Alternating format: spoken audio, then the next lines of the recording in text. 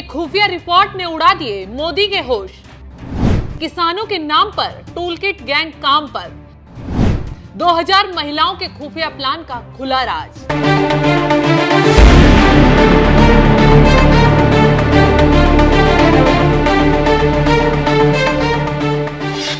नमस्कार, मैं शबनम। मोदी सरकार में इस वक्त काफी हड़कंप मचा हुआ है क्योंकि एक बार फिर देश में बड़ा आतंक मचाने की फिराक में कुछ संदिग्ध लोग जुट गए हैं। 2020 और 21 में कथाकथित किसानों ने प्रदर्शन के नाम पर तिरंगे के साथ लाल किले पर क्या कुछ किया, पूरी दुनिया ने देखा।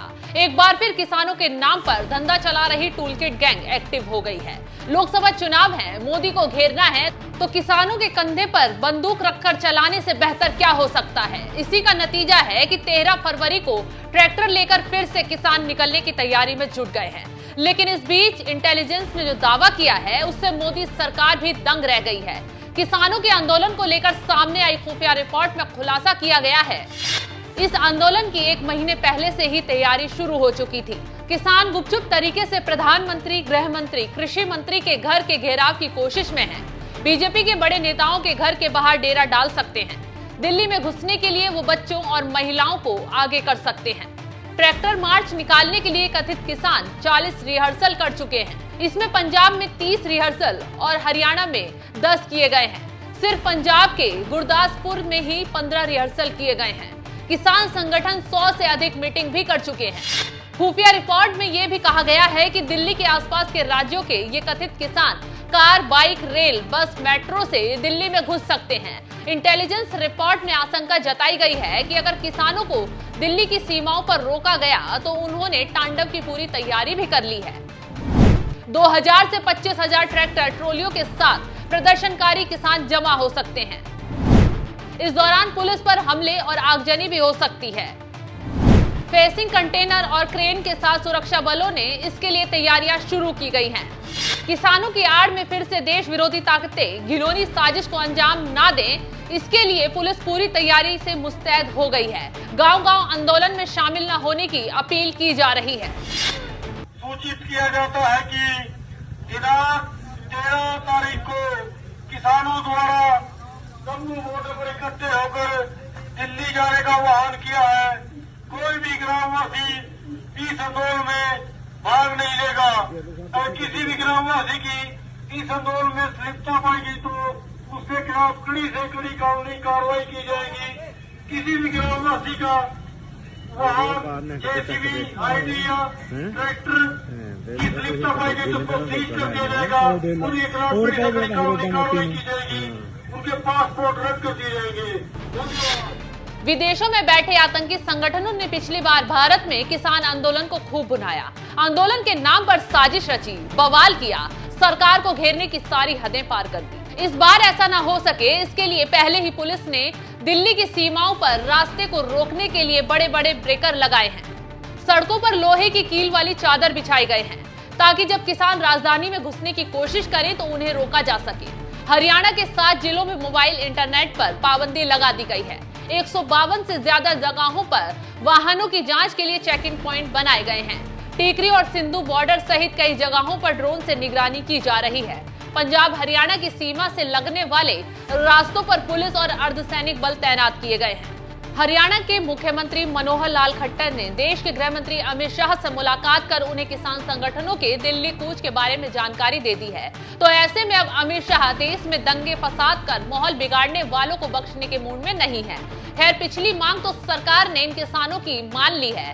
तीनों कृषि कानून वापस ले लिए थे, तो फिर क्यों दोबारा चुनावों से पहले आंदोलन को छेड़ने की कोशिश हो रही है। चलिए ये भी बताते हैं क्या है प्रदर्शनकारी किसानों की मांग। पंजाब हरियाणा के किसानों की मांग है एमएसपी की गारंटी दी जाए, किसानों को पेंशन की सुविधा हो और फसल का बीमा दिया जाए।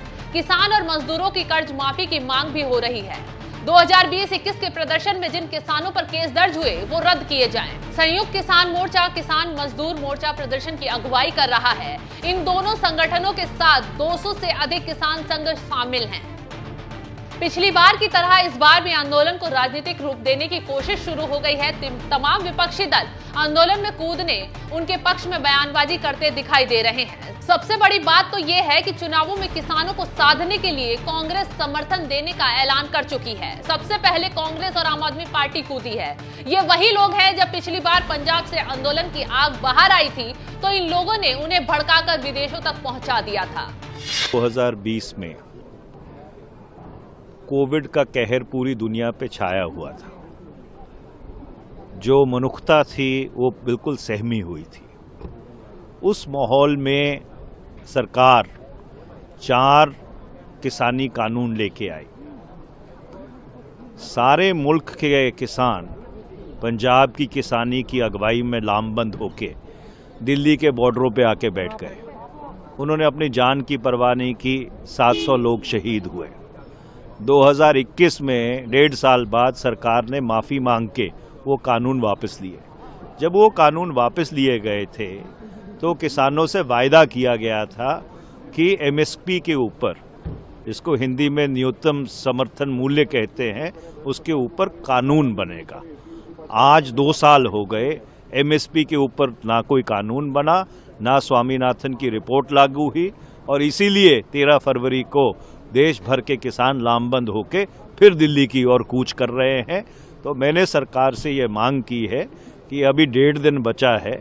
ये वाइट पेपर ब्लैक पेपर के चक्कर में पड़ने की जगह अगर आप एमएसपी के ऊपर कानून लेके आएंगे तो 65% इस देश की जनता जो किसानी पे निर्भर है उसको एक बहुत बड़ी राहत मिलेगी। खैर, काम के नाम पर तो ये लोग मोदी को कमजोर नहीं कर पा रहे हैं, तो ऐसे में किसानों के नाम पर देश में माहौल खराब कराने का मौका नहीं छोड़ रहे हैं। खैर, मोदी सरकार का डंडा भी तैयार है। जो हिमाकत करेगा उसे छोड़ा नहीं जाएगा। चप्पे चप्पे पर चौकसी बढ़ा दी गई है। तो इस खबर पर क्या है आपकी राय, कमेंट कर जरूर बताएं। सूचित किया जाता है कि दिनांक 13 तारीख को किसानों द्वारा जम्मू बॉर्डर पर इकट्ठे होकर दिल्ली जाने का आह्वान किया है।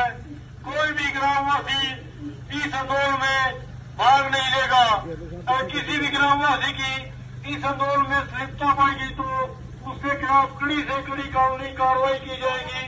किसी भी ग्रामवासी का वाहन, जेसीबी, आईडी या ट्रैक्टर की संलिप्तता पाएगी तो उसको सीज कर दिया जाएगा। उनके खिलाफ कड़ी से कड़ी कानूनी कार्रवाई की जाएगी। उनके पासपोर्ट रद्द कर दिए जाएंगे। धन्यवाद। सूचित किया जाता है कि दिनांक 13 तारीख को किसानों द्वारा जम्मू बॉर्डर पर इकट्ठे होकर दिल्ली